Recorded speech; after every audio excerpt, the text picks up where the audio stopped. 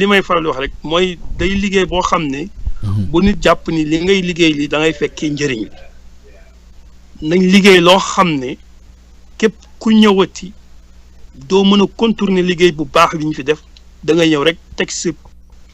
ba affaire bi mel ni nga xam ne ku nekk moom la mébét Sénégal mel parce que foog naa ni loolu moom moo si loo xam ne suñu amee xalaat boobu am esprit boobu foog naa loolu mooy yombal liggéey bi te et puis loolu mooy tax tamit naxante du am wala ay wuruj du am quoi man su fekkee ni dañuy jàpp ni rek li ñuy wax wala di ko jéem a liggéey dañu war a fekk njëriñ li dara du sotti mënul nekk. oui très important parce que dëkk bi nu mu tëddee. du li tubaab naan c'est pas demain lendemain quoi du non c'est à tous les niveaux je te dis sëñ Modou ah. parce que ki keroog fan yi passé fa laa nekkoon mais bon am na seen yoo xam ne ça n'a rien à voir ak parce que pour man du question que ñun ñu nekk fii dañu gën ñu nekk Sénégal mais quand même ñi nga xam ne yàlla def nañu jot a tukki xam nañ am na lu ñu apprendre mooy que discipline de vivre ak say morom li nga xam ne di nga xam ne yow mii lii mooy sa cër nga def ko fii nga war a yam nga yam fii keneen tamit luy cëram nga jox ko lu mu war a jël te mu jël mais ñun au Sénégal tel n'est pas le cas ku nekk rek sa bopp la te et puis courtoisie amul quoi.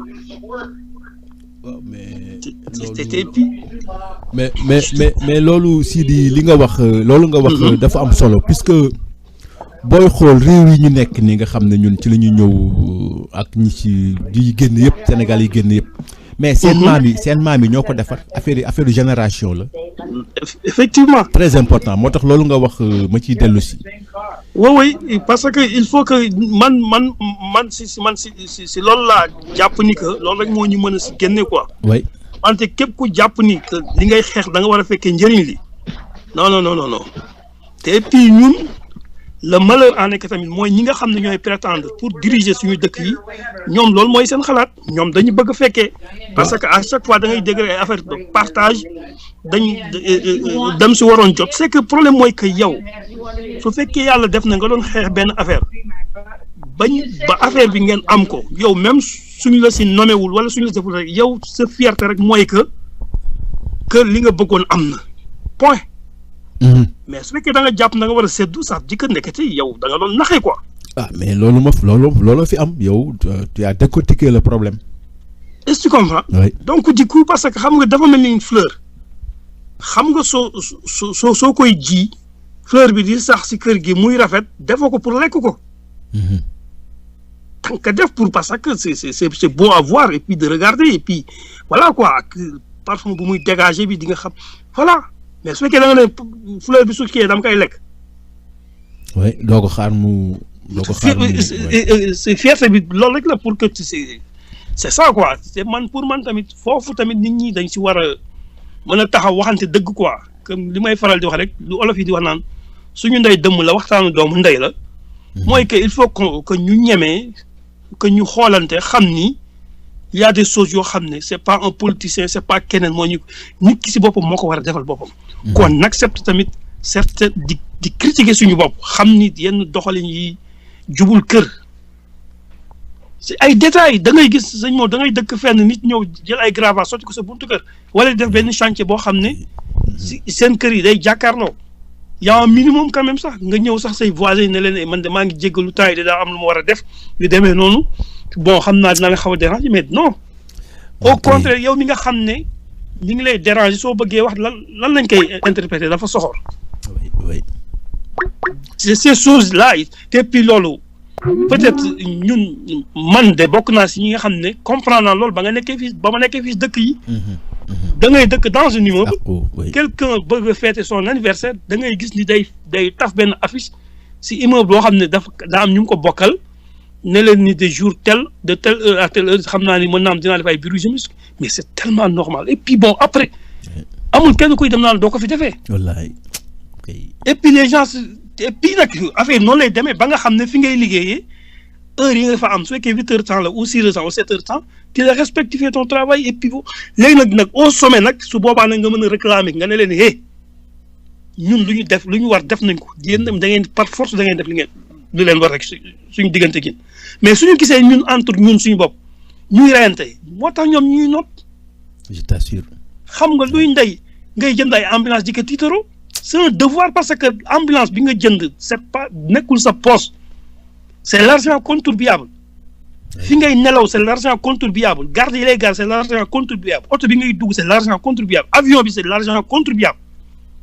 mais pourquoi acceptons que kooku di jéem a di chantage nit ñi naan jënd naa ay ambulance jënd mais soo ko mënul woon kay ñu jëlee la fi teg fi keneen parce que l'argent est là et disponible pour ça lu la si jot loo mooy que nit ñi ñoo jox voix pour nga mën a exercer loolu si tu n'es pas capable de le faire on te change on prend quelqu'un d'autre loolu nag askan bi il faut ñu xam ko ñu xam li nga xam ne moom lañ war a def vis-à-vis seen morom tu vois ba pare et puis su boobaa ñu mën a rek et puis loolu mooy tax ñu ñuy gouverner dañuy respecter parce que dañu xam ni ñii mais xam nga yéen ni Donald Trump lu mu dof ñemee ko def Amérique. jamais oui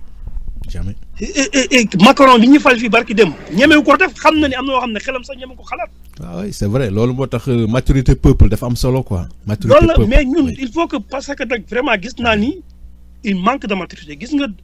nga baal ma maa ngi xaw guddal mais jox la benn anecdote jour bi may ñëw xam nga maintenant à l'aéroport kii Léopold Sédar Senghor soo duggee sa gauche da ngay kii sa valise da nga koy jaar foofu da am fu ñuy scanner quoi yàq it bon li nit ñi suñu dugg dañuy bëri dañuy rang am kenn koo xam ne dafa ñëw nuyu policier bi rek ñëw rek teg suñ kanam dugal valise am jàll quoi ma ne mais yow ma demaat fi nga xam ne fa la ñuy jàllee police frontière waa yi ñëw bëgg a def loolu ma ne ko mais écoutez yow tamit saa yi ay nit nga fekk gënuñu yàkkamti et puis bon voilà quoi wax ji bëgg ci xam nga la waa ji lan la wax man je suis un policier ma ne ko ay alors je t'assure mais ma ne ko alors soo nekkee policier c'est quoi da nga ñu gën mais il faut arrêter quand même kii foofu gars yi na ma non bàyyil noonu quoi ma ne ko non mais kii amul lu may toll naa je suis un policier moom ñu nekk fii si bi xam nañ lan lañ xamul ni ay wàll yi ñu ngi foofu wala ñeneen nañu foofu on n'a pas besoin de savoir qui tu es mooy que ñëw nga fekk foo xam ne ñëpp ñoo fi yem da ngay yem comme ñëpp on s'en fout pour vous dire comment les gens fonctionnent. oui vraiment. Imaginez ku waroon mettre ordre kooku mooy ñëw di def désordre xam nga parce que moom il dit c'est un policier donc moom il est censé de xam luy droit xam luy loi. normalement oui. moom moo war a ñëw fekk koo xam ne deful lu yow mu ñëw teg ko si yoon mais moom mooy njëkk a violé. c'est bon am na lu bëri luñ soo xoolee tamit dinaa sànniwaat xeer mooy suñu opposition xoolal suñu manko xaw ma taxaw suppu kànje boobu hier lorsque bañ nit ñi libéré fii Karim Wade d'une manière nébuleuse kenn xamul lan la du ay Idriss Seck moo taxaw fi naan ay dil la cette personne là aujourd'hui moo nangu def ak ñooñu coalition il faut que ñu yeewu xam ni ces politiciens là dañuy fowe c'est que loolu il faut que sénégalais yi xam ko dañuy fowe lan moo fi changé diggante boobu mu fi waxee loolu di kii indi fi ay tension entre parti au pouvoir ak waa PDS aujourd'hui tey ñoom ñu àndi lëkkaloo dara ñoru leen lu dul seen bopp seen prestige bopp kese moo la ñor kenn kese du leneen te vraiment man dama koy wax fii si rajo bi peut-être xëy na am na ay sénégalais yi ñuy déglu ñoo xam ne peut-être ñoom bon seen yoon nekku ci ñoom gëm nañ lu ñu gëm ci loolu mais am na ñoo xam ne jàpp naa ni ñu ñuy déglu mais yàlla su defee saa yu ñu déggee dëgg dañ koy nangu te dañ si ànd yàlla ñu yàlla may dégg te suñu déggee dëgg te ñu xam ne lii mooy dëgg ñu topp ko parce que nag Sénégal bi nga xam ne moo sax suñu xol moom lañ bëgg tey suñu sañoon foofu la ñuy fanaani suñ fa mënul nekk parce que nu mu tëddee la tu vois te dëkk yi ñu nekk amul tey lenn li nga xam ne ëppal na ko Sénégal tey li nit ñi doon wër si adduna bi tey yàlla def na nekk na Sénégal tey su fekkoon tey suñu gouvernement yi lu ñu mën a emprunter ay milliards nañ leen lebal parce que am nañ ay garantie sous-sol am nañ réserve pétrole am nañ réserve or am nañ lépp tout kon am nañ ay zircon donc la moo des volonté cette volonté là il faut que ñu am ay nit ñoo xam ne ñu clean ñoo xam ne taqeewuñu fenn ñoo xam ne ñi ay ñafekat lañ ay liggéeykat lañ sauf les politiciens na ngeen ma baal nag yenn politiciens yi mais quand même ces politiciens c'est pas des travailleurs c'est des parce que ñoo xam ne ñoom selon leur humeur seen i calendrier lañ bopp lañ yor seetu nañu nit ñi heure bi dañ war a liggéey wala ñoom ñu ngi pour man dama dul xam lu tax nit ñi duñu def ay manifestations jour dimanche personne ne travaille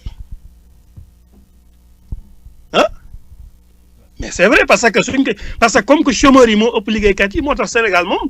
bon tout jour yëpp dimanche la parce que saa yoo woote nit ñi ñëw. kenn liggéeyul woy. man dëgg parce que fii France foog naa kii Fillon ba muy wootee c'était un dimanche la woote ah tu as vu pour ñu mën a accepter candidature am ou pas. mais pourquoi Sénégal du ñuy jéem a di woote dimanche. nañ ci man de vraiment man moom politiciens yi moom de A à Z zéro mooy zéro amul kenn si ñoom koo xam ne dinaa déglu sa discours sa balaa la parce que duñu dara dañu nekk fii di jéem a nax nit ñi di leen manipuler c'est des gens qui ne sont pas sérieux c'est ça le problème. loolu waay maa ngi jégalu ba si kanam. jërëjëf Sidi ci analyse boobu nga def yow nga xam ne bi nga jógee Sénégal récemment la donc kenn nettawu la yaa ci teg sa bët même ba nga fa nekkee doon nañu jokkoo te li nga gis yëpp da nga ko vivre foofu donc muy lu doy waar loo xamante ni bi ñëpp ci war a jóg donc Sidi en attendant ma jox kii Mohamed Gueye bu Floride mu ngi ci ligne bi moom it Mohamed ma jox ko mu xool lu muy yokk ci waxtaan bi. asalaamaaleykum Modou ñu ngi ziar bu wér. ñu ngi lay delloo ziar Mohamed. ok maa ngi déglu participation collègue boobu Sidi Bouye di rafetlu analyse yu rafet yu pertinente yi mu def noonu parce que loolu mu wax yëpp tamit bon dëgg la comme ni mu ko waxee rek bon dëgg moom ku ko dégg tamit boo ko bañee sax xam ne lii dëgg la quoi. franchement. man nag xam naa côté bi may intervenir ci côté collectif bi la quoi. parce que collectif affaire pétrole bi loolu affaire bu normal la te boo xoolee képp ku nekk sénégalais xam nga. da nga ko war a rafetlu quoi da nga ci war a participer. ah oui te nu ma déggee aussi évolution bi nii xam naa ne sénégalais yu bëri tamit participer nañ ci quoi ñu ngi ci dugg ñu ngi ciy bàyyi xel ku nekk tamit am nga intention pour liggéey ci. bu baax sax xam nga am benn côté boo xam ne nii tamit man dafa baax tamit ñu def ci xam naa ci sama gis-gis daal ñu taxaw ci seetlu tuuti parce que soo xoolee collectif bi maa ngi dégg ci sa wax fan bi ngay commencé nga ne collectif bi du affaire parti politique du affaire parti au pouvoir. du affaire parti opposition. moo tax Mohamed looloo tax ma ne xam nga même président Macky Sall boo ko déggee mu ne plainte bi nga xam ne moom la opposition bi yóbbu nañu dem pôle nord wala kii mais du opposition bi moo porté plainte. loolu la Sénégalais war a xam da loolu dañ koy wax aussi pour naxasal nit ñi pour ñaan politiciens ñoo fi nekk di kaas mais lii plainte yi du affaire opposition bi affaire Sénégalais yi la Sénégalais yi seen bopp ñoo porté plainte. oui exactement oui très bien exactement xam nga loolu l'autre jour yàlla dafa dogal fan yi yëpp nag bon aw ma woon temps yenn saa émission bi dama ciy déglu tuuti rek bon parce que maa ngi doon déglu daal benn partie defe naa ci intervention defe naa Aline Gueye la naan collectif bi bon seen objectif dafa nekk par exemple dindi législature bi nga xam ne moo nekk nii en cours ñu dindi ko jéem a xool beneen kii quoi mais dafay dem ba nga xam ne nii par exemple dafay am man ci sama yëg-yëgu bopp dafa mel ni daal dafa nekk benn guerre boo xam ne nii dafa xaw a positionné wu ci côté opposition bi quoi wala s'il le faut mën nañ ko waxee ne opposition bi mu ngi koy xaw a utiliser te gis nga affaire boobu noonu dañ ko war a démarquer. dañ ko bëgg récupérer loolu nag duñ ko récupérer dañ koy politiser. voilà dañ ko politiser dara dootul ci baax dañ ko politiser xëcc ko ci seen côté. de telle sorte que suñu deful attention rek dañ koy use ci seen faveur te man moom su personnellement gis nga opposition bi comme ni ko collègue boobu Sidi Bouye waxee sànq man gisuma ci kenn koo xam ne nii franchement man jaral na ma jël suma carte voté ko pour opposition bi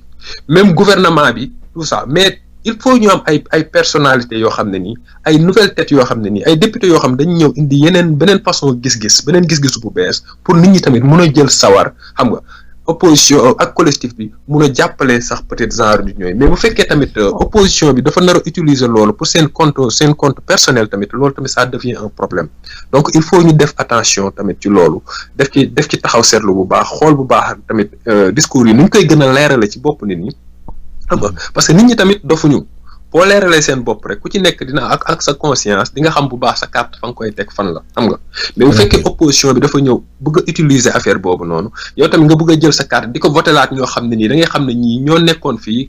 législature bële passé ak bële passé ñu ñëwaat fi nar fi ñëwaat aussi do indi benn changement day nekk toujours benn éternel recommencement boo xam ne nii loolu tamit war nañ ci bàyyi xel bu baax nit ñi tamit gën a conscient ni collectif bi dafa am loo xam ne nii mooy bureau mu nekk parti au pouvoir mu nekk opposition de toute façon li leen ñor mooy askan bi moo leen ñor ñu liggéeyal askan bi ay ressources yi nga xam ne pour askan bi la dellu ci askan bi loolu man loolu laa dégg daal ci li comprendre ci bi ni muy war a doxe mais loolu tamit il faut ñu gën ci yaatal quoi gën ci leeral quoi xam nga parce que bu ñu deful attention rek affaire bi déjà objectif bi nga xam ne nii moom lañ ci bëgg rek dina faussé wala dina daraaye jaar fenn foo xam ne nii peut-être duñu gënal quoi duñu gënal parce que opposition bi nekk Sénégal ay collectif ak xam manko man personnellement franchement dama koy wax dalul sama xel franchement donc xam naa ne tamit bon bëri naa ci ay moroom ñoo xam ne tamit dalul seen xel xam nga donc il faut daal ñu gën a xoolaat affaire yi nuñ koy orienter bien vrai que débat bi leer na mais foog ñu koy gën a leeral ba nga xam ne nii opposition mënul taxaw ne collectif bi nii parce que boo demee ba ñuy wax loolu Sénégal déggoo fi waxu collectif bi moo def liggéey yëpp voilà léegi foofu sax Mohamed gis nga ma leeral foofu rek gis nga plainte yi ni mu demee mooy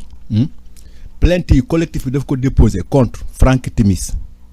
ak Timis Corporation ak le président Macky Sall ak son frère Aliou Sall ak Cosmos Energy muy géant américain cinq yooyu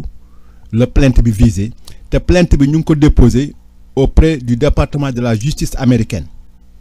ak commission américaine des échanges et des titres pour possible violation contre le xam nga FCPA bi moom mooy Foreign Corrupt Practice Act comme nga nekk américain ba pare nekk multinational wala nga nekk homme d'affaires dem di corrompre ci beneen dëkk. waaw puisque loolu délit la fii xam nga yaa ngi dégg Sénégal ñu naan bon way lan moo tax ñuy dem ba États-Unis dafa def plainte non ci loi américaine comme Cosmos li mu doxalee plainte bi lii affaire bi mën na dal ci kawam loolu moo tax plainte bi dem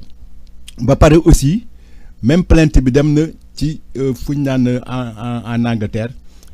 SFO muy Serious Fraud Office kooku tamit genre Foreign Corrupt Practice Act bu États-Unis bi la ak beneen dem ci la police fédérale australienne puisque Australie xam nga fa la Frank Timis am nationalité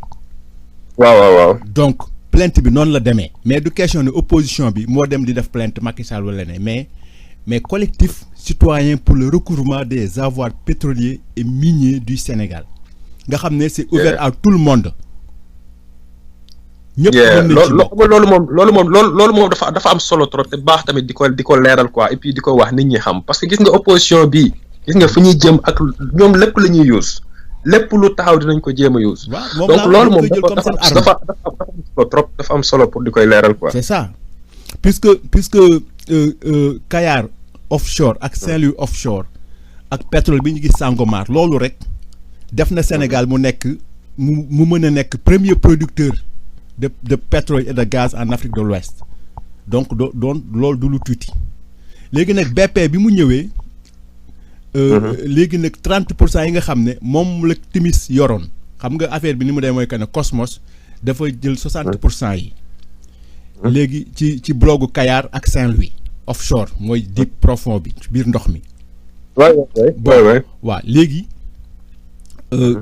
Cosmos dafa yor 60%. Timis Corporation jël yor 30%. léegi Petrosen yor 10%. léegi nag 30% yi nga xam ne moom la Timis Corporation yoroon bi nga xam mooy bu Frank Timis bi coow li jibee moom nag lay jox BP. moom la jox BP waaw. voilà léegi nag BP comme ay anglais lañu léegi nag BP ñoom peut-être gars yi dañ leen di jox bénéfice du doute parce que xamuñu woon deal bi nu mu demee mais BP gars yi nga koy bind lettre collectif bi mu ngi koy bind di ko expliquer ni mu demee pour bu ci duggee tamit bu fekkee xàccul. yoon mën a dal ci kawam duna yëguma ko woon. exactement xam nga kon liggéeyu collectif bi du liggéey bu ndaw. non du liggéey bu ndaw liggéey bu mag la. te du yëfu opposition bi parce que ñi ko def experts yi ko def bokkuñ benn parti. exactement loolu am na solo. yow yaa ngi bokk nga ci bokkoo benn parti man mii bokk naa ci bokk ma benn parti Alioune Gueye mi koy coordonné expert comptable bokkul benn parti. léegi nag politiciens yi ñoom comme dañu rëy làmmiñ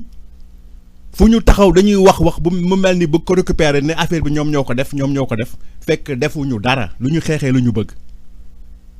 mais na leer ci bopp nit ñi ne le collectif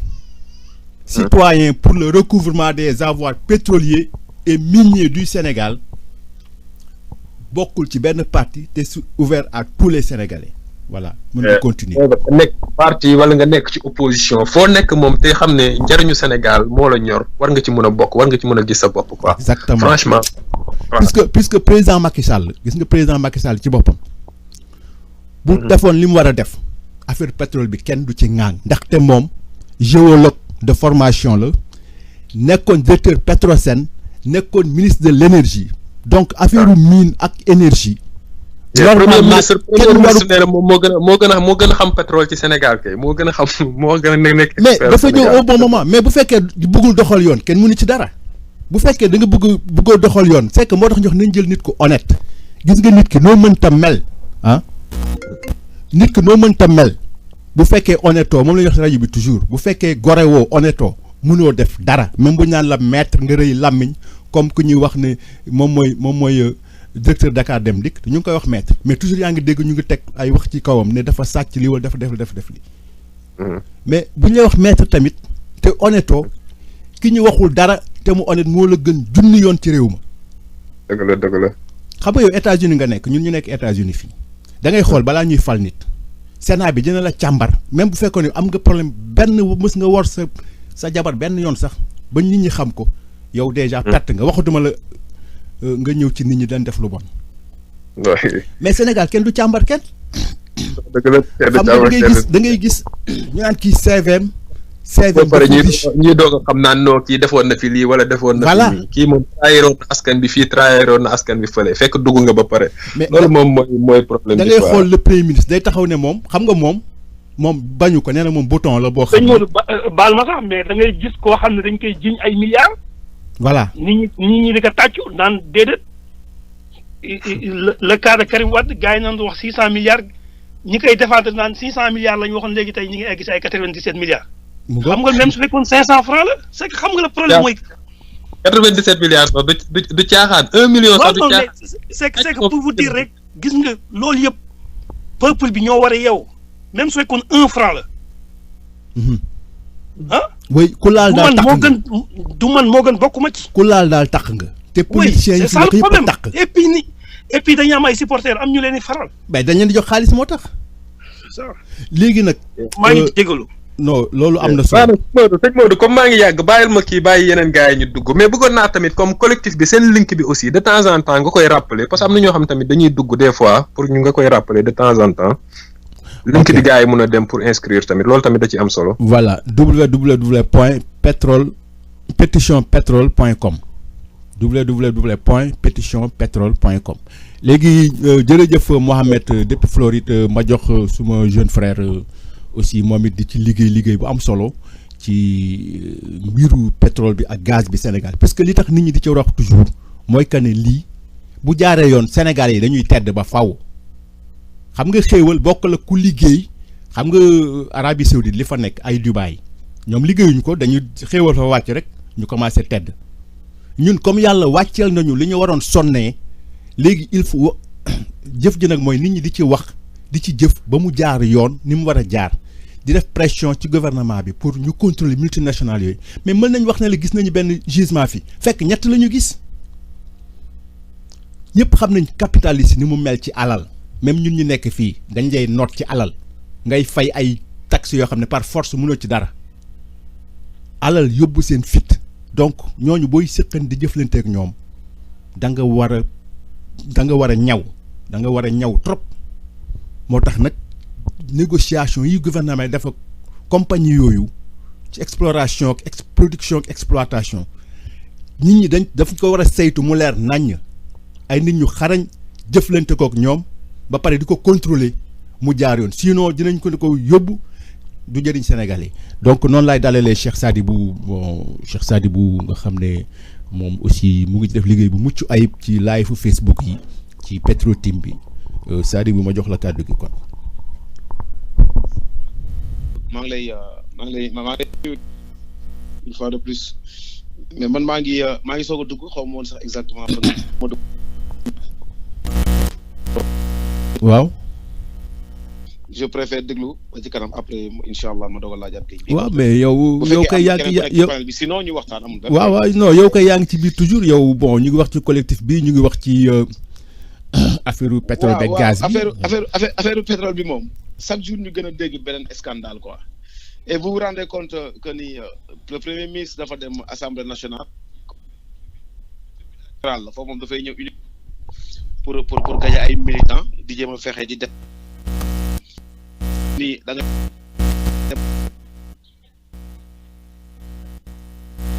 jours avant nga jël say réponses rek ñëwee nga xam ni moom moo posé question bi amul droit sax rebondir te li ci gën a garaaw ci théâtre boobu mooy ñoo ñu koy yónnee bu ñëwee taxaw assemblée ki ko posé question bi day jëlaat affaire bi ànd ak benn sérieux boo xam ne sénégalais ànd ak dañuy yaakaar ne kii question bu fraîche la alors que question yooyu joxoon nañ ko ba pare pour wane ni foofu ana débat bi ban débat yow li ngay woote nii pour ñu poser ko ci pétrole bi mu nekk benn débat boo xam day transparent nit ñi xam les tenants et les aboutissants munu faa am pire encore mu ñëw di gëmloo Sénégalais yi ne buñ demee ba àgg 100 000 barils Sénégal dina am 50%. Et ils diront jamais au plus grand jamais 50% sur combien. Chaque jour moo wax ko ñu rappeler ko que ni 50% yooyu ñuy wax mooy 54 la du 50 54% mooy maximum bi Sénégal mën a am te barème bi mu wax du 100 000 c'est 200 000 barils moom la ñuy woowee troisième phase bu ñu fa eggee ne Sénégal mën a am 54% sur 25 restants loolu moo ci am solo mais jamais ñu mentionné ko parce que 75 bu fekkee bloc offshore Saint-Louis ak Kayar mooy cost oil. mooy par exemple ki nga xam ne moo ñëw investir def explorer non recherche explorer ba commencer exploiter 75% wu production bi day dem ci moom direct hors taxe te loolu li ci garaaw mooy amul échéance. ba ñu mais xam nga investir yëpp. foofu Cheikh xam nga gars yi dañu wax na ñoom. taxes yi par exemple. ci exempt taxe bi par exemple ci exploration bi rek lañ koy. lañ leen def taxe exempt c'est-à-dire doo fay taxe. dañuy wax dëgg gi gis nga bu ñu génnee ci phase d'exploration boobu ba pare. bu ñu ñëwee ci exploitation bi. kenn du fay taxe encore 75% yi dañ koy génne hors taxe. waaw ça c'est grave 75% yi bu dee Kayar offshore bu dee ay Gadiaga 65% la yoo xam ne day dem ci remboursement de dette boo xam ne amul échéance. foofu la Sénégal di commencer di amee 54 sur les 35 wala sur les 25 restants. waaw mais président bi nee na loolu taxes yi dañ leen koy teg moment boobu loolu nag. xam nga coow li foofu la nekk mi ngi ñëw après ci 35% la ñuy dew ko def taxe Sénégal jël ci maximum 54% bu ñu àggee troisième phase mooy 200 000 barils par jour 100 000 barils yooyu mu wax amul ci barème bi. barème bi 43 000 la commencé après 126 000 la troisième phase mooy 200 000 barils par jour ci lañu commencé Sénégal di commencé di am 54% sur les 25 wala sur les 35 restants même sur les 25 wala 30 duñ ko wax jamais. waaw dañuy bu defee gars yi rek ne Sénégal bu commencé exploiter non 54% la ñuy am c'est pas vrai. maximum dañ na la maximum mën na am ba 54% mais il faut ñu egg ci troisième phase. oui muy 200 barils. 200 barils jour. après ñu doog a am 54% sur les 35 wala 50 wala 25 restants. voilà loolu duñ ko wax sénégalais yi. waaw mais moo tax nag xam nga xeex bi lii travail d'information bi gars yi di def c'est très important xam nga yi mooy tax population bi di xam puisque gaz beeg pétrole bi c'est un patrimoine de la population sénégalaise. nekk xéewal boo xam ne ñëpp ko bokk. donc lan moo tax nit ñi bëgg ci wax si yow doo yor sa alal pare boo yoree sa alal mais am nga droit wax ci. mais ñoom dañoo juum parce que ñoom bi ñuy def référendum bi dañoo bindaloon que ni am na benn point bu ñu waxoon que ni dañuy permettre Sénégalais yi ñu am droit de regard voilà ci li nga xam ne mooy ressources naturelles yi. léegi ñun ok go ahead ñun léegi problème bi mooy ñun problème mu technique bi intéressé wuñ parce que duñ ay pétrolier jànguñu ko xamuñu ko. mais ñun citoyen li ñuy intéressé mooy gouvernance oui gouvernance la bi ñu gestion commencé ci contrat yi nga xam ne moom nga signé ak répercussion bi mu war a am ci population bi ñoom loolu lañ war a am ci droit de regard parce que ñun demuñu ci ay plateforme mënuñoo naaw dem ay sismique 2D ak 3D bon oui de pétrole dañuy génnee par jour wala de gaz dañuy génnee par jour ñun loolu intéressé wuñu li ñu intéressé mooy le fonds de développement la redevance ak si nga xam ñu utiliser ci population bi parce que gaz bi duñ ko lekk duñ ko naan dañ koy nit ñi dañ koy utiliser mais am répercussion ci li nga xam ne mooy population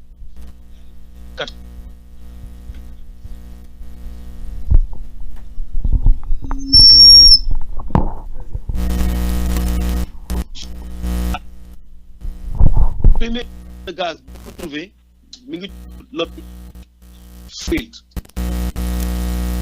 dañ ko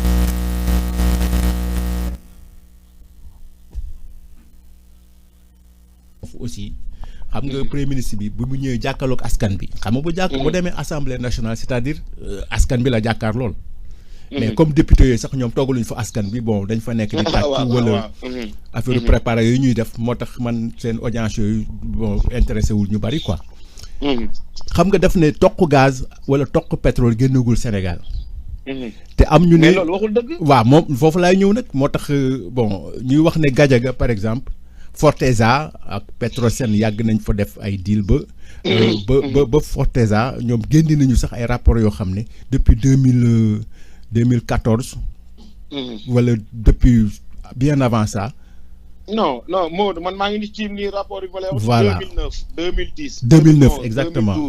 2013 2014 ba 2015 maa ngi nii tiim ko nii di wax ak yow nii. waaw loo xam ne lépp production la. bon moo leen ko gaz bi génn na 2009 janvier ba décembre de 2010 ba 2015 mun naa rapport bi ñoom ñoo ko moom. oui li ñuy wax ni inventé wuñ ko. oui mooy seen site Gadiaga bi ñuy soog a départ ñoo était à sur 300,000 mètres cubes jour. bi ñu rombé en 2009 la nekkoon ay 71,000 mais année boobu balaa moo jeex dem na ba nekk 1,996,000 mètres cubes de gaz par jour. xam nga bu ñuy wax ni am ñoom ñoo koy def ci seen site internet nga dem Forteza fekk ko seen site internet après ñoom ñu bëgg a ñëw indi ñu ay demande toq gaz mi ngi génn 2012 si vous vous rappelez 2009 si vous vous rappelez Karim Wade bi muy def plan tàkkal bi mais bi mu imposé waa Forteza nañ jël par force gaz bi yóbbu ko Cap de Biche mais kii boobu arrêté boobu 2012 la génn 2012 lañ ko arrêté le 5 avril 2012 gaz mi ngi génn Sénégal actuellement nii boo demee Diogo fi nga xam fa la ñuy exploité zircon bi mais danoo am benn pipeline boo xam dafa jógee Gadiaga dem directement foofu moo leen di alimenté parce que ñoom dañuy utiliser ci courant dafa extraordinaire boo demee MDL même gaz bi la ñuy utiliser li ci des Forteza da koy jaay donc gaz mi ngi génn. waaw mais moo tax xam nga jàkkaarloog sa askan en tant que premier ministre aussi di leen wax loo xam ne dafa tey seen xel xam nga loolu aussi ñàkk respecter ce peuple ci la bokk. loolu daal ñun li ñu intéressé comme li ma la wax sànq ñun du gaz bi génn wala pétrole bi génn moo ñu intéressé ñun répercussion bi mu war a am ci population bi loolu moo ñu intéressé mooy bu at bi jeexee gaz bi wala pétrole bi ñaata la dugal Sénégal. oui. te la dugal Sénégal. oui très important puisque loolu mooy droit de contrôle bi rek. bon fonds de développement bi nga xam ne ci code minier bi dañ koo jëlee 0,3 yóbbu ko 0,5% ñun bi ñu recevoir ministre bi ci suñu plateforme reconnu que ni ñu ngi am ay arrière depuis 2009 collectivités locales yooyu ba tey kenn fayu leen donc am na répercussion bi. Sénégalais nan lañ ciy filer suñu bopp. or bi ñu ngi koy exploité depuis 89 avec Eximco 91 le premier lingot d'or bi génn ana mu fu ko Sénégalais yëpp zircon bii ñuy wax ni di rey suñu bopp ITIE barki dem bi mu génnee rapport dafa ne 2 milliards 700 la dugal Sénégal 1 milliard 500 zircon 1 milliard 200 titanium. ba pare ñu ne or bi aussi 5 milliards lay dugal. ana répercussion bi muy am ci population yi. donc ñun loolu mooy suñu problème ñu newuñu ay agent ay techniciens yoo xam ne dañuy dem ci plateforme yeeg yooyu une fois de plus li ñu intéressé mooy gaz bi génn fii xam nga barki dem Baba waxoon na leen ni gars yi def nañ benn découverte boo xam ne on est sur 15 000 milliards de mètres cubes moom la réserve boobu am mooy bi ñu tuddee yaakaar. man je vais aller plus loin ba avant fin d'année dinañ dégg beneen du découverte ko ba pare source baa ngi fa dañuy dem rek def forêt pluie bi pour confirmer bii di ñëw ñu ngi ko war a tuddee requin tigre à moins que ñu changer tur bi def ko turu sénégalais parce que comme bii aussi dañoo changer tur bi parce que c'était pas prévu pour mu tudd yaakaar mais boobu ça va sur 60 000 milliards de mètres cubes de gaz réserve loolu nga xam ni mën na ko exploiter pendant ñaata at léegi ñun buñ ci waxul tey jii pour am bonne gouvernance c'est ça lañ ciy wax c'est ça oui moo tax affaire bi nekk affaire sénégalais yëpp Qatar boo demee seen salaire bi gën a mooy 8 000 euros la par mois 8 000 euros par mois amul chômeur ils font 1 200 000 la population actuellement ak na 2 500 000 parce que ñi des yëpp ay exploiteurs yoo xam ne dafay war a ñëw liggéey te ñooñu 97 lañ gis seen gaz ban ressource humaine la naar yi la Qatar yi ëppalee sénégalais yi nga xam ne ñooñu ay pêcheurs de perles la nu woon dañ doon nuuru buuj ñoom bu ñu demee ba mën a am seen ñoom bu ñu demee ba mën a am seen cost oil ba arrêté ko à 40% que total mi nga xam ne moo fa nekk ak di ko exploité ñu ne ko boo investir ba pare suñu paree lii ñu am fii ci gaz dañ koy exploité ci ay ati at donc suñu cost oil dañ koy def 40% ngay jël mu nekk sa remboursement de dette d'investissement 60% yi ñun ñoo ko moom ñu séddoo ko. oui ñu ne ok d'accord nañu mais total actuellement moo fa nekk te loolu la d'accord ak ñoom.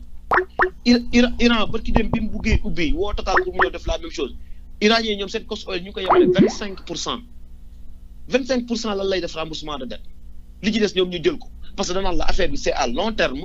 donc doo fi ñëw rek xamuñu ñaata at lay nekk nga bëgg ñëw imposer 75 wala 4 non Qatar yi bu ñu réussir en 97 ñun ñu ñëw ba 2017 ñu ko réussir. c'est grave. Rufisque offshore bi ñu jox total c'est avéré loolu la ñuy wax réserve prouvée. preuve soo dem tey jii man licence boobu bu ma ko joxoon tey jii ma ñëw fii New York Exchange wala ma dem Canada ma jaay ko ma gis un majeur wala un mineur ci pétrole ma jox ko mu jox ma xaalis bu weex taal c'est ce que Frank Timis a fait avec nos sports. waaw mais loolu xam nga ñoom temps yi ñu koy def temps yooyu kenn xamul dañ ko daan def ci suuf mais bi affaire éclaté nag mais moo tax ñu nekk in trouble fi mu nekk nii. waaw mais parce que form out la def loolu la ñuy woowee form out. mooy ni jël naa licence bi dem naa outil ji ñoo xam ne mën nañ koo exploiter ma jaay leen ko ñu jox ma sama xaalis. genre bruk pare ñoom bu ñu gisee ma séddoo. genre bruk def moo tax ci la dem gisuñu Cosmos yow mu jaay ko 60% moom mu dese 30%. waaw 30% yi moom la jox BP fi ñu nekk nii quoi. moom la mujjee jox BP raxas ci ba set. donc moom jël na suñu pétrole investir parce que société bi nga xam ne moom la créé woon pour investir en capital bi 10 millions $10 millions la woon. Non, $10 000, 5 millions. Oui. $10 000, 5 millions francs CFA. Très important. 5 millions francs CFA. Donc, 5 millions francs CFA la créé def ci benn société écran créé loolu ñu jox ko ay concession mu dem jaay Cosmos di encaisser ay milliards pare ñooñu gis ba affaire bi avéré mu jël restant bi dem jaay ko BP génn ak loxom yu set wicc fi mu ne nii Frank Timis amatul benn dërëm ci pétrole Sénégal offshore. oui lu doon récupérer xaalis lépp joxe na ko. Jean mu ngoog. léegi nag ñu bëgg ñun ñi sénégalais ñun ñu ñëw taxaw ne leen la moo tax laajal leen suñu droit de préemption ñu ne ñoo dañ ko koo baal le 4 juillet 2012 le même jour bi nga xam ne moom la deal boobu 2014 le même jour bi deal boobu di am le même jour le Sénégal renoncé ci droit de préemption ci dëkk boo xam ne continue à t'endetter à hauteur de 800 milliards par an nga ne non bëgguma droit de préemption ñu ne ana suñu prime de signature ñu ne non ñoom soxlawuñ ko alors on vient de découvrir que ni même Oliver Tender bi nga xam moom lañ jox Saloum offshore ak Rufi ak Sénégal profond Sénégal sud profond. que ni tegoon na ci table bi déjà $22 millions. mooy bloc ci bloc yooyu quoi. bloc boobu tegoon na ci table bi en tant que ticket d'entrée 22 millions de dollars. Et alors on dit que dañ ko jox benn grande fondation bu nekk Sénégal boo xam ni day liggéey dans le social. après ñu bëgg Sénégalais yi duñ wax on se pose des questions légitimes. vraiment Cheikh. c'est que loolu kese la moo nébuleuse bi nekk ci non mais c'est ça moo tax il faut ay questions yu légitimes yu ñàkk fayda la leen di poser yoo xam ne ñoom sañu ñu cee répondre ils peuvent pas parce que dañ ko séddoo. c'est ça xam nga affaire yi jox Diour jox Samba lépp di dellusiwaat ci famille bi. xam nga affaire dafa changé léegi fondation bu mag moo nekk Dakar di servir dans le social. oui fondation boobu duñ ko audité laaj ko moom fonds mi muy jël ak di dem ci hôpital yi di jox ay 500 000 200 000 300 000 400 000 di dem ci banlieue bi di defal gars yi ay douche di leen jox ay matelas di récupérer matelas yi doon yor di wër di joxe nit ñi ay Doliprane nit ñi di ko tàccu yaakaar li muy def ni œuvre sociale ñooñu duñ leen laaj seen fonds fu ñu ko jëlee c'est ça le problème. oui servir le Sénégal oui.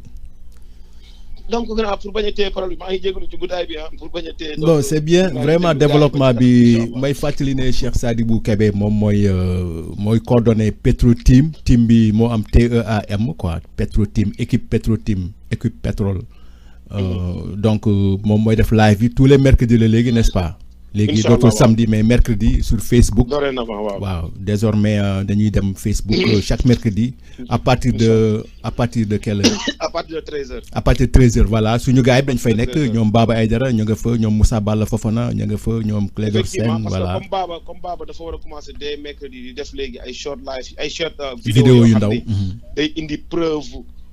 rapport IGE bi nga xam ne moo épinglé woon président ne ko bu mu signé affaire yi. oui. donc ñun bu ñu paree dañ ciy profité sauté ci def ci benn décryptage. après bu ñu paree ubbi panel bi. experts yi ñëw wax bu ñu paree itam ubbiwaat ko gars yi ñëw wax seen xalaat. voilà exactement donc loolu dinañ ci ànd liggéey ci ak yow bu soobee yàlla Cheikh vraiment ñu ngi rafetlu sa taxawaay ak sa combat citoyen boobu nga xam ne aussi. yaa ngi koy doxal maa ngi remercier man yow yaa ma teg ci yoon bi. dégg jaar fi man sa ginnaaw rek laay topp moo wax lan laay def incha allah. Cheikh jaajëf waay vraiment kontaan nañu ci yow. kontaan naa ci développement yi nga def ak vraiment ni nga puisque xam nga booy xool mooy li ma doon wax sànq xam premier ministre bi ci boppam moom dafa insulter les Sénégalais ba muy comparer Sénégalais yi ak Aliou Cissé bu indi classement nit ñi di ci coow waa mbedd mi di ci wax lii nga xam ne c'est un problème très sérieux affaire ressources naturelles nga xam ne moom ñu ko gën a xam ñoo xam dañu def seeni formation ci diaspora bi def seen formation à l'étranger xamul ne ñoom ñu ngi suivre lépp nii teg ci seen bët. mais ñoo ko gën a xam affaire c'est que moom dafa wax ne moom bouton la moom xam nga wax na ko nee na bu président Macky Sall bu na ko defal li moom day pro def double bi lay def. mais loolu jarul ñun ñu ci poser la question parce que il a fait la preuve bi wane na ko même jour bi ñu dàqee Thierno Alassane Sall même jour moom lañ ko jox prérogative yi le même jour mu signé li nga xam ne kële moo taxoon mu bàyyi. oui loolu total kay leer affaire mooy total moom bi il est prêt à signer bu ko Macky Sall lay signer il est prêt à signer avec les bras et les pieds en même temps même bu fekkee ni ça va au détriment du peuple sénégalais il s'en fout. C'est ce qu'il a dit. C'est ce qu'ils sont en train de faire. loolu moo garaaw ci problème léegi au delà de là diaspora bi nga xam ne ñu ngi ciy liggéey ci sonn ci affaire boobu au lieu ñu attaquer leen wala ñu jéem leen contredire ci indi leen ay preuves à l'appui wax la leen indi leen ay démenti non léegi dañuy ils sont allés plus bas dañuy dem léegi di jéem a attaquer seen métier yi nga xam ne moom la ñuy liggéey au niveau de la diaspora ça c'est extraordinaire. c'est grave moo tax nag c'est ce qui se passe actuellement. loolu la ñuy jéem a véhiculer non ñii ay dawalkat taxi lañu wala ñii ay dishwasher lañu donc ñii mënuñu am information. non c'est que dañoo xamul c'est que New York fii da nga gis des avocats yoo xam dañuy dawal taxi da nga gis des docteurs des médecins des pharmaciens. sori suñu consul bi actuellement ki nga xam ne mooy suñu représentation administrative muy consulu New York dafa dawal taxi. mais c'est ça xamuñ ne dawal taxi New York bokkul ak dawal taxi Dakar c'est pas possible puisque dëkk yi bokkul dawal taxi New York bokkul ak dawal taxi Dakar. ñoom dañuy jàll taxi fii taxi da ngay jàng xam da ngay xam puisque fii da ngay xam géographie. na nekk taximan mbadaxun bu ma indilee information man damay jëm seeti ji information bi may jox. vérifier ko oui. mais du ma attaquer sa personne amul sens. c'est trop bas loolu la ñuy wax naan ñi dañuy dawal taxi mooy amatul fu ñu jàpp bu ñu demee ba war a génneewaat ay naan dinañ jéem a defaat pour ñu defaat rapport Fesman yi alors que rapport Fesman bi génn day mercredi nii dinañ ci xam lu leer. parce que Babou dina ko dugal en ligne ñëpp dinañ ci jot. très bien di ñuy attaqué ay 105 milliards yi Ablaye Wade naan ay ñu ngi fay encore sa dette mais Ablaye Wade dafa fay dettu Abdou Diouf Abdou Diouf dafay fay Macky Sall day fay dette yu fi Abdoulaye Wade bàyyi Macky Sall bu bàyyee ak actuellement ni mi ngi yóbbu à plus de 5 500 milliards de dettes président bi fi ñëw da koy obligé. C'est ça la continuité de l'État. Oui. Mais malheureusement dafa mel ni xamatul fu mu teg seen tànk donc maa ngi jégalu une fois de plus. non vraiment ñu ngi lay remercier bu baax Cheikh aussi di remercier travail may fàttali ne Petro-Tim ak collectif pétrole Sénégal ñaari groupe la yoo xam ne presque benn la puisque ñi bokk fii ñoo bokk fii réerante wuñu ci dara ñaari organisation yooyu nag ñoom ñooy ay sentinelles yoo xam dañu taxaw pour di def pression ci gouvernement bi pour ñu am contrôle sur les multinationales yi nga xam ne ñu ngi signé contrat yi di exploiter suñu ressources naturelles yooyu nga xam ne yàlla feeñal na ko Sénégal donc loolu ci la opposition bi bokk nag bu defee ñaan opposition fekk ñoom ay membres la ñu ci rek mais dirigé wuñu dara donc loolu foog mu leer te plainte yooyu président def ko ni ma ko waxee sànq du opposition bi moo ko porté au plan au niveau international mais collectif bi moo ko porté sur le plan international donc loolu na leer te ñaari groupe yooyu ubbi nañu seeni bunt pour fu nit nekk ci àdduna bi mën nga ci inscrire bokk puisque Petro-Tim boo contacté Sadibou boo demee Facebook nga def Cheikh Sadibou Kébé di nga gis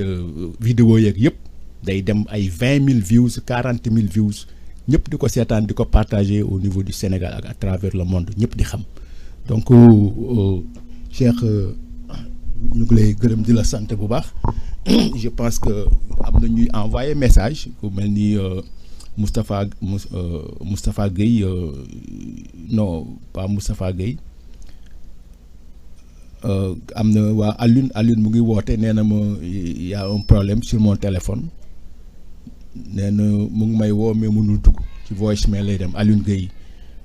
coordonnateur wu collectif bi moom it mu ngi waaj a dugg xam naa ko jël après mais avant loolu damay jox Mohamed Gueye bu Floride mu def commentaire bu ndaw ci li mu dégg ci li fi Cheikh Sadibou développé donc Cheikh vraiment c'est mon jeune frère maa ngi koy gërëm di ko sant bu baax ci liggéey bu am solo bi muy def Mohamed ma jox la kàddu gi. waaw sëñ Modou waaw maa ngi déglu sànq ba léegi mais commentaire yi moom xam naa ne moom liñ ciy wax sax moom du bëri quoi parce que gars yi tamit bon muy ñaari collectif yooyu nga wax yëpp liggéey bi ñuy def bon gars yi ñu ngi koy suivre bu baax mu nekk liggéey boo xam ne nii liggéey bu rafet la quoi parce que diaspora bi tam quoi qu'on puisse dire niñ ko faral di waxee ci émission yi passé dafa nekk loo xam ne comme ni ngeen tàmm wax rek boo nekkee ci biti ci ngay gën a mën a observer gën a mën a gis lan mooy gën a xew Sénégal daal donc rôle bi ñu am fii mooy tamit gën a éclairer ñi nekk Sénégal ñu gën a xam tamit ñoom li nga xam ne nii mooy dox actuellement si dëkk bi parce que nit yi tamit bu ñu amee xam-xam gën a conscient ci situation dëkk bi nu mu demee rek ci la ñu mën a def ay choix xam bu baax fan la ñuy taxaw quoi xam nga te comme li nga xam ne tamit kenn mënu ko éviter mooy waxu pétrole bi moom mënul ñàkk.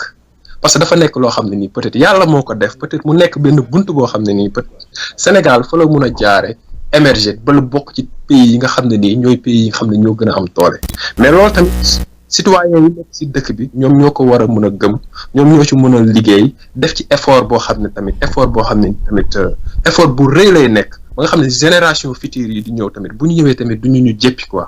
duñu ñu jéppi am na ku ko wax parce que développement bi ngay commencé di ko liggéey tey ça veut pas dire que da nga koy fekkee mais na nekk loo xam ne say doom wala say sët dañ koy fekkee parce que ñooñu tamit bu ñu ko fekkee dund xel bu dal am xel mu dalu toog sax di la fàttaliku mbaa ba tal di la ñaanal parce que génération bii dund tamit nekk ci fitna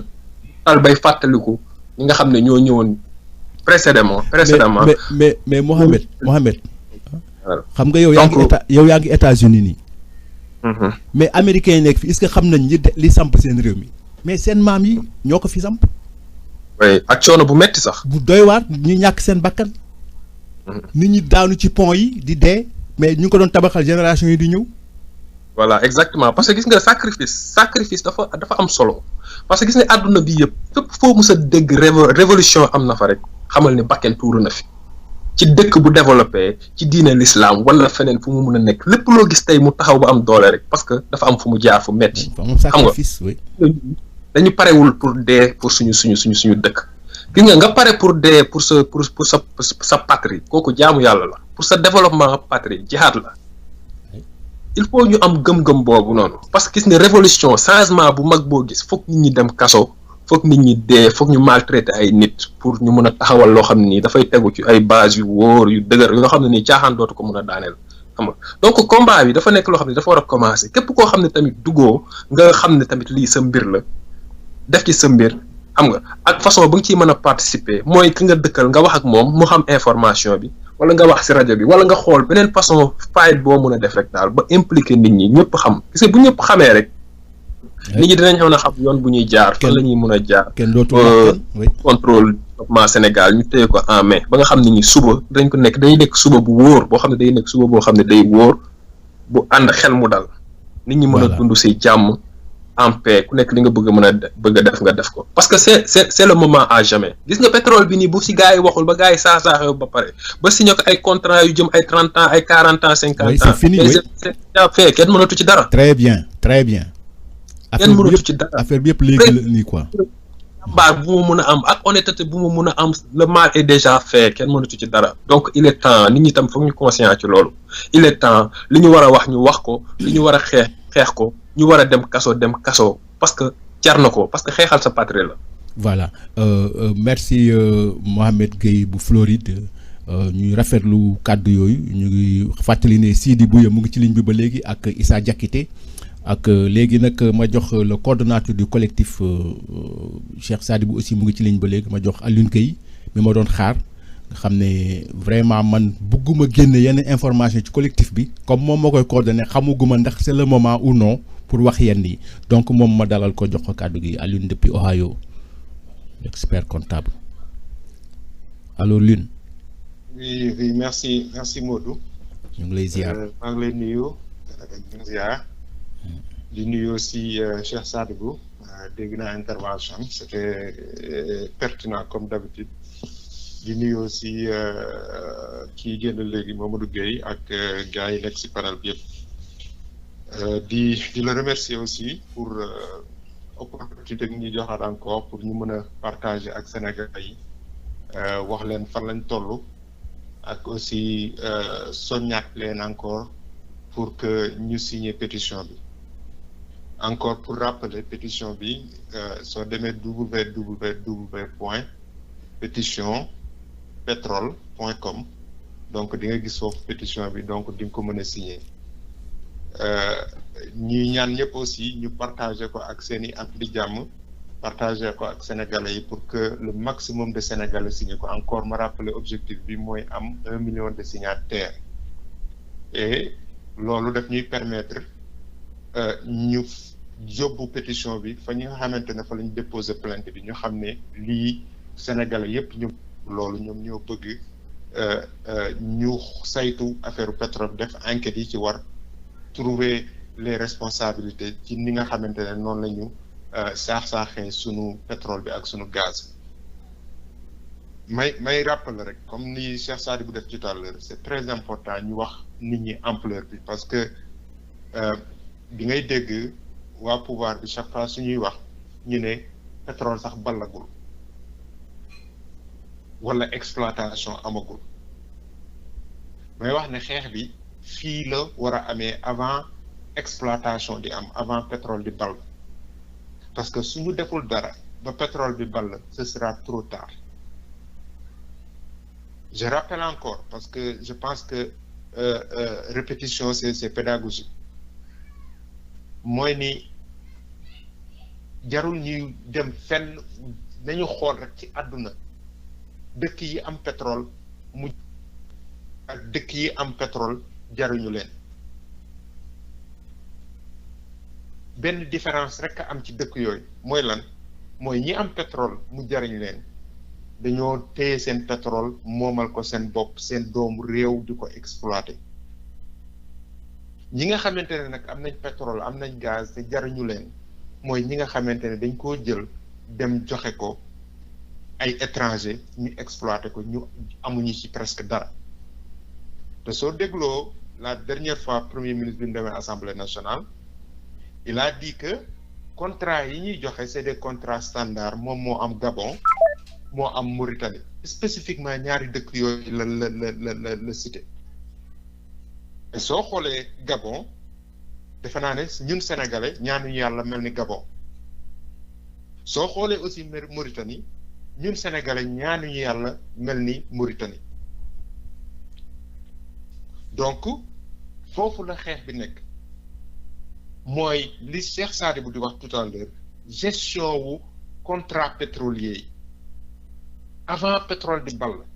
avant dara di xew gestion boobu bonne gouvernance boobu te ñun ñëpp gis nañ ni affaire yi demee président de la république saytukat yi gën a mag ci dëkk bi muy IGE nee nañ ko monsieur le président bu signer décret bi parce que ki nga koy signer kat amul qualification yi pour mën a exploiter suñu pétrole président lànk ba tëdd ci suuf ñu jóge fa ñu def plainte mu dem OFNAC waa OFNAC enquête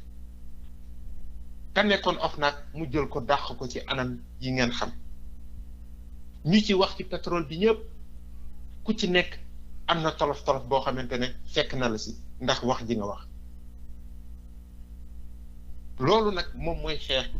te xeexu collectif bi ak xeexu ñuy wax ñëpp moom mooy alalu Sénégal alal bi nga xamante ne moom la yàlla wërsëgalee Sénégal alal boobu na dellu si ci Sénégalais yi alal boobu na jariñ doomu réew mi alal boobu na tax doomu Sénégal dootul dugg ci bato yi dem di dee ci géej gi alal boobu na tax doomu Sénégal su feebaree mën a toog réewam mën a faju alal boobu na tax doomu Sénégal bu bëgg a jàng soxlawoo ngay dem bitim réew mën nga toog sa biir dëkk jàng fa jàng gën a baaxee alal boobu war na mën a tax doomu Sénégal bu soxla tekki bu soxla liggéey te nangoo liggéey war a mën a am liggéey ci biir réewam yeneen dëkk def nañ ko Qatar def na ko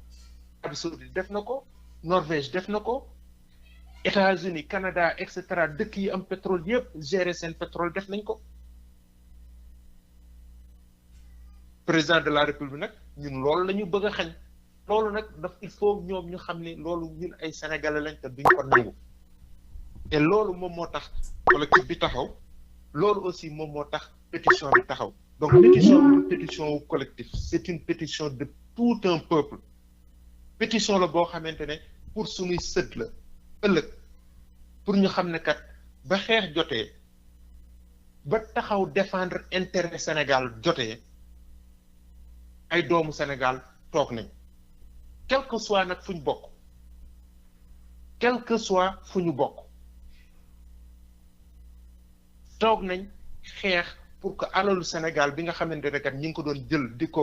samba mayaan ci àll bi delloo nañ ko biir Sénégal donc enjeu boobu c'est extrêmement important te muy baaba muy ñun ñi ciy wax ñëpp chaque jour nga dégg ñu ne def nañ découverte bu bees Sénégal gis nañ gaz gis nañ pétrole et cetera réserve yoo xamante ne président de la république ci admission boppam nee na Sénégal Eldorado la Eldorado mooy lan mooy Sénégal doyal na gaz doyal na pétrole boo xamante ne teg na ko fa ñii teg ñamag ña extraordinaire oui bërki démb encore il faut mu leer parce que ñaari bloc xam nga Sénégal suñuy wax 18 blocs la ci suuf ak ci géej gi dañ ko diviser en 18 blocs Frank Timis Petrotim entreprise bi Frank Timis defoon noonu ak bi Cosmos léegi moom ak BP moom ñaari bloc lañ leen jox ci 18 yi ñaari bloc yooyu soo koy xool en surface 17 000 kilomètres carrés la loolu moom mooy 30 fois région de Dakar donc Dakar ba Sangalkam 30 fois lañ leen jox ci biir géej te loolu ñaari rek bloc la ñaari bloc la. c'est extraordinaire. ci benn bloc bi blocu Kayar bi ci benn bloc Kayar bi benn teen dong parce que benn bloc mën na am plus de 1000 teen 1000 puits benn teen dong bañ ko bënnee gis nañ fa 15 000 milliards de mètres cubes de gaz loolu soo koy xayma ci CFA ça fait presque 22 500 milliards CFA loolu benn teen rek la ci benn bloc ci ñaari bloc benn teen mi ngi mel ne ñu jox la fii ba Casamance par exemple ñu jox la ko ci géej gi nga bënn benn teen peut-être Pikine nga ko bënn wala Thiaroye nga ko bënn wala feneen nga ko bënn gis fa 15 000 milliards de mètres cubes de gaz loolu 22 500 milliards CFA la loolu ça fait 6 années du budget du Sénégal li ñuy fayee enseignants yeeg et cetera loolu moom mooy benn teen bokkul ak waa Phare liñ gis Phare gisaat nañ temps yi passé bokkul ak teenu Saint-Louis lan gis foofu bokkul ak Rufisque bii nga xamante ne moom lañ jox Total bërki démb lan lañ fay gis te loolu lépp ñun xam nañ ne à 70% tey jii Sénégal gaz ak pétrole ñoom ñoo ko wër léegi nag loolu su amee ba pare président de la République premier ministre xam loolu ñoom ñëpp ñu xam loolu ñu ne léegi kat dañuy jël xaaj ko fukki xaaj juróom-ñeenti xaaj yi yow ñi nga xamante ne dugaloo benn xaalis ñu jox la ko Sénégal gi nga xamante ne nag ñun ñoo ko moom suñuy maam ñoo liggéey lii yàlla wërsëgal ñu ko nga jox ñu benn ci juróom-ñeent ci fukki xaaj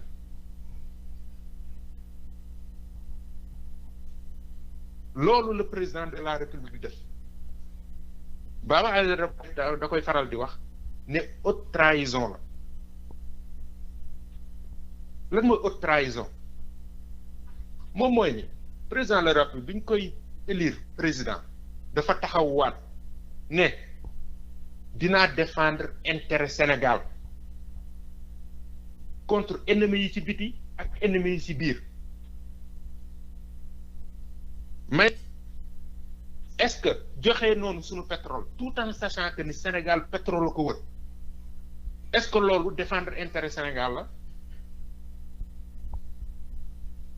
du défendre intérêt Sénégal donc xeex boobu xeexu ñun ñëpp la et dañ koy defal sunu doom yi dañ koy defal sunu sët yi dañ koy defal la génération future bi ñëw parce que war nañ leen a bàyyil Sénégal boo xamante ne ñun boog coono yi ñu am ñoom waratuñ koo am tey jii Sénégal keroog maa ngi diir ci Seneweb bi ñu ne 75% des jeunes ñi ngi rêve génn lan moo tax ñuy rêve génn parce que suñu xoolee seen horizon gisuñu benn avenir au niveau du Sénégal du si njàng mi du si liggéey bi du si métier bi du si lenn en même temps ñun ñu xam ne am na Sénégal am na ay réserve pétrole ak gaz ak ay yeneen minerais lu mel ne zircon loo xamante ne war na tax bépp doomu sénégalais tedd te soxlawul génn ñu gis ne sunu président de la République mi ngi jël loolu di ko saraxe ci àll bi est-ce que war nañoo toog bañ a xeex est-ce que war nañoo toog bañ a wax est-ce que war nañoo toog continuer comme si de rien n'était donc loolu il faut que ñun ñu xam loolu moom moo tax ñuy xeex et loolu ça transcende les partis politiques ça transcende les sensibilités religieuses ça transcende lépp loo mënti gis beneen xeex bu ñu mënti xeex tey jii nii Sénégal te xeexuñu lii ba moomal suñu bopp suñu yëf ba suñuy doom mën a exploiter seen pétrole ak seeni gaz nañ xam ne xeex boobu du mën a jarul xeex de waaye am na xeex bu ko gën moom mooy xeex bi ci xeex boobu nag la ñuy ñaan sénégalais yi ak ñi ñuy déglu nañ ñu jàppale ci xeex boobu képp ku bëgg a ñëw bokk ci collectif bi c'est ouvert ñi ci bokk ñëpp ils sont venus à titre individuel am na ay chefs de parti mais fële lañ teg seen parti ñëw à titre individuel ci collectif bi di ci apporter seen xam-xam di ci apporter seen i idée am na ñoo xamante ni ci société civile bi lañ bokk fële lañ bàyyi seeni organisation société civile ñëw bokk ci collectif bi parce que li may wax moom mooy xeexu moom suñu ressource naturelle du xeexu benn parti du xeexu benn coalition opposition du xeexu benn nu mu tuddee sax benn ay société civile ak et cetera xeexu tous les Sénégalais la mën nga ànd ak sax Macky Sall sur d'autres domaines mais nga xam ne pétrole bi kat waa ji ni mu koy defee nii jaaduwul du noonu nga ñëw bokk ci collectif bi pour xeex loolu comme mën nga ko contre nekk ci opposition bi ñëw bokk ci collectif bi pour xeex loolu loolu moom mooy objectif bi léegi def nañ plainte yóbbu ko fañ ko war a yóbbu parce que ñooñu am nañ au moins loo xamante ne yoon yoo xamante ne ko toppee ñi jaay pétrole bi ak ñañ ko jox ak anam yañ leen ko joxe te mën nañoo àgg foo xamante ne ñun en tant que sénégalais en tant que collectif mënuñoo àgg foofu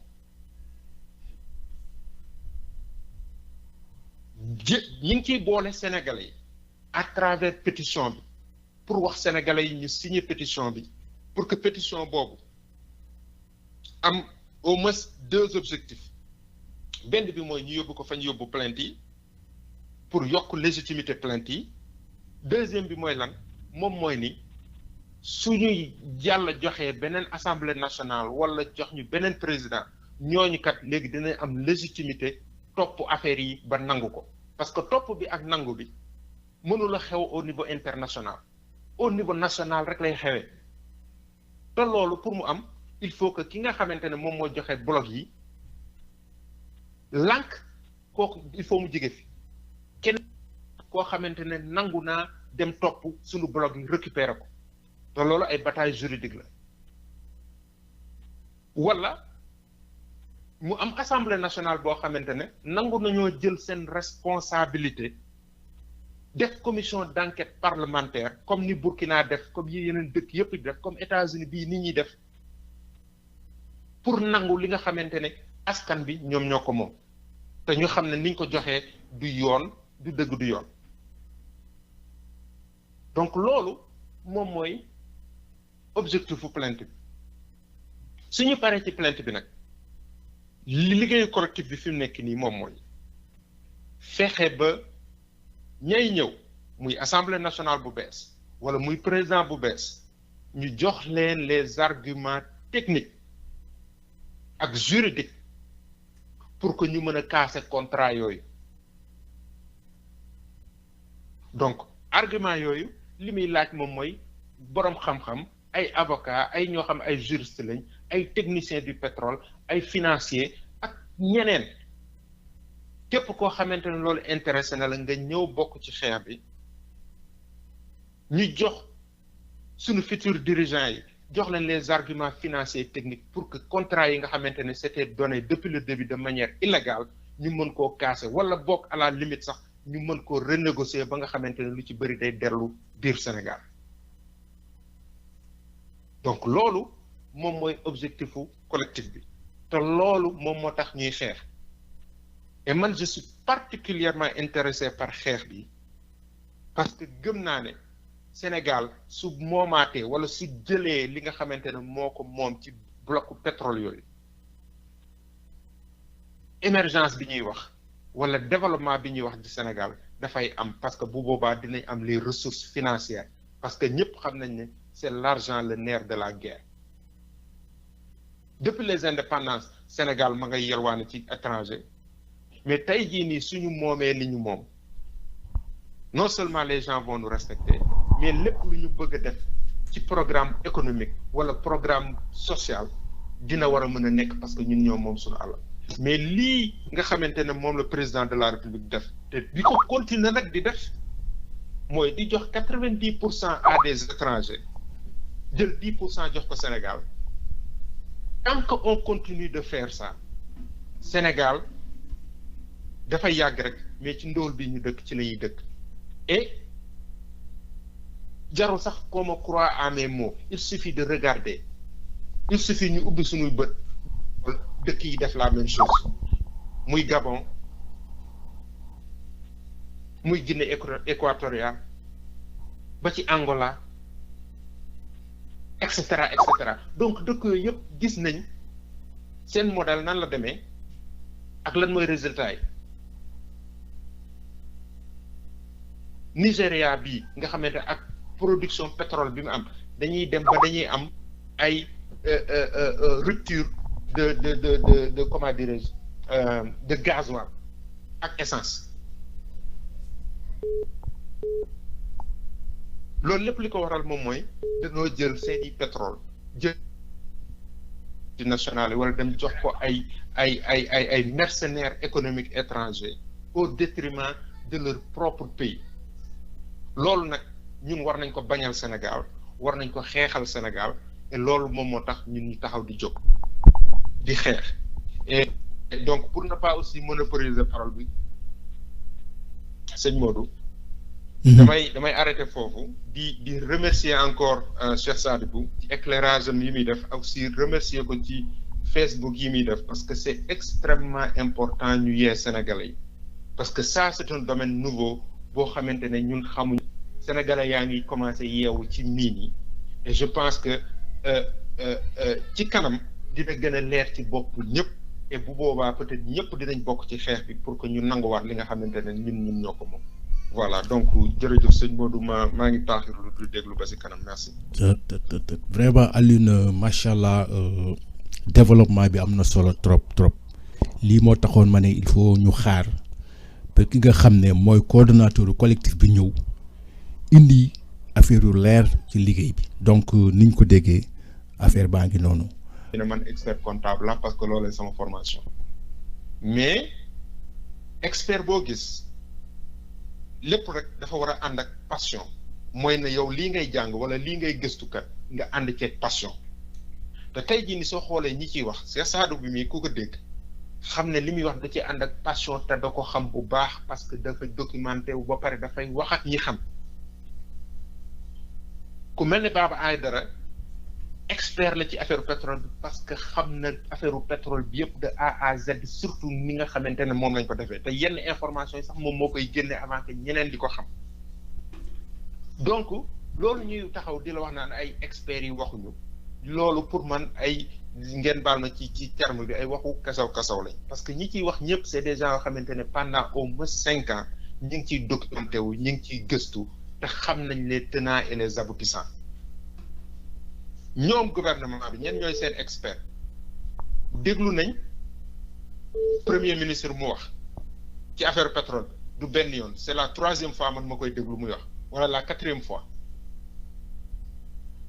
mënul convaincre benn Sénégalais ci pétrole bi nan la demee le ministre des finances wax na ci affaire fiscalité mënul convaincre benn Sénégalais ci justesse su manque li tax Sénégal mënulan jël impôt ci transaction de titre yooyu am ci affaire Petro-Tim bi ministre de l'énergie Aly Ngouille Ndiaye bërki démb Cheikh Sadibou invité na ko ci Facebook am Pikine Diaspora aussi ñëwoon na fi mais est-ce que réussir na à convaincre quelque chose ñooy experts yi n'est-ce pas oui normalement ñooy experts gouvernement bi directeur u Petrosen nga ko aussi def na fi ay interview mais ñoom ñëpp soo xoolee seen wax benn la moom mooy ne ñuy wax ci pétrole bi yëpp xamuñ ci mais ñoom ñi nga xam ne dana xam nañ est-ce que leeral nañ bopp sénégalais yi. ah oui c'est assez demandé. est-ce que le président de la République moom leeral na bopp sénégalais yi Alioune Sall wax na si est-ce que leeral na bopp sénégalais donc ñoom chaque fois suñu waxee soo xoolee dañ koy def à dessein mooy ne dañuy gën a lëndëmal bopp sénégalais yi prête confusion de telle sorte que le sénégalais lambda soo ko laajee moom xamul exactement nan la affaire bi parce que day dégg fii gouvernement bi wax dégg fii suñu classe gi di wax mais li ñu wax ba leer ba mu leer ba leer mooy lan moom mooy ni Frank Timis ak Petro-Tim amuñu woon droit am pétrole puits de pétrole boobu ñu leen jox ñaar yooyu bloc yooyu parce que li code pétrolier bi wax c'est clair moom mooy ne pour ñu jox la il faut que nga am expérience il faut que nga wane ne am nga xaalis boo xamante ne mën nga dem defi exploration te ñoom contrat bi après contrat bi li ñuy doog a créer société bi quoi. Exactement. Donc ñun xam nañ te loolu yàgg nañ ko wax est-ce que mës nga dégg ku répondre ci loolu. C'est grave oui.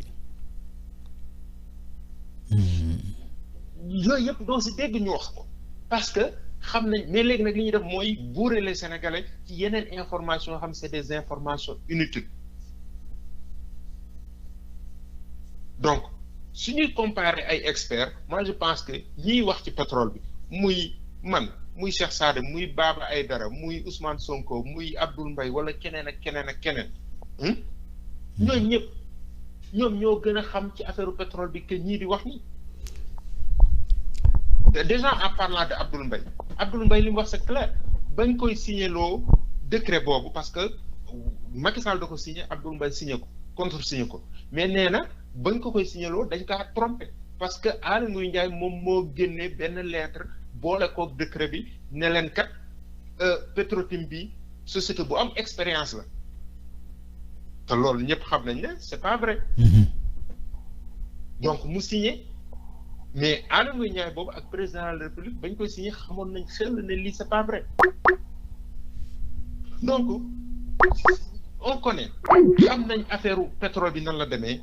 jàng nañ ko ça fait yow Modou yow temoo nga ci loolu parce que rajo bi defe naa depuis 2013 ba léegi ñu ngi wax ci affaire pétrole bi. Donc gis nañ ko soo gisee note explicative bi collectif bi génne. Note explicative bi lépp luy document de preuve suñu nee Macky Sall signé na décret dañ ciy def lien boo xamante ne soo cliquer di nga gis décret. Oui directement. suñu nee telle personne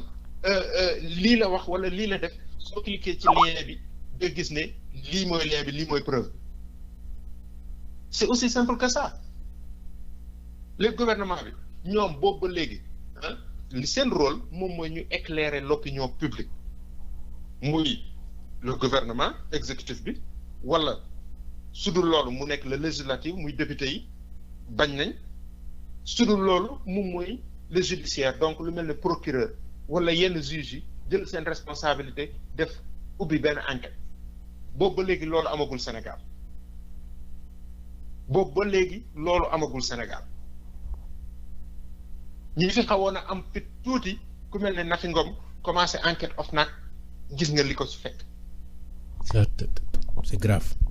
Donc très grave ñoom su dee dañoo bëgg lu leer rek tout simplement mais nañ commencé d'abord ci loolu su dee dañ ne ñiy wax ci pétrole bi peut-être xamuñ ci dara mais nañ indi ñi nga xamante ne xam nañ ci pétrole bi ñu commencé leeral Sénégalais mais duñ ko def. mais lépp lu ñuy def rek mooy buure Sénégalais yi pour que Sénégalais yi duñ xam lan mooy dëgg bi ak lan mooy fen yi et c'est aussi simple que ça donc ñun suñu xeex au-delà pétition bi et cetera moom mooy aussi wax ak Sénégalais yi leeralal leen ñu xam ne xeex bi seen xeex la xam nga du xeexu collectif bi du xeexu Alioune Gueye du xeexu Modou Sène du xeexu keneen xeexu askanu Sénégal la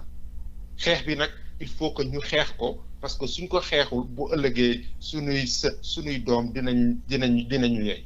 voilà donc sëñ Modou ma arrêté là-bas parce que sinon su ma continuer rek du baax quoi. Merci beaucoup Alioune Gueye l'expert comptable et coordonnateur du collectif citoyen le collectif Pétrole Sénégal donc muy collectif bi nga xam ne moo lancé pétition bi collectif bi aussi moom moo porté plainte sur le plan international mais pas l'opposition affaire boobu foog mu leer donc Alioune bu ngi def liggéey bu am solo ñu ko ci gërëm di ko ci sant bu baax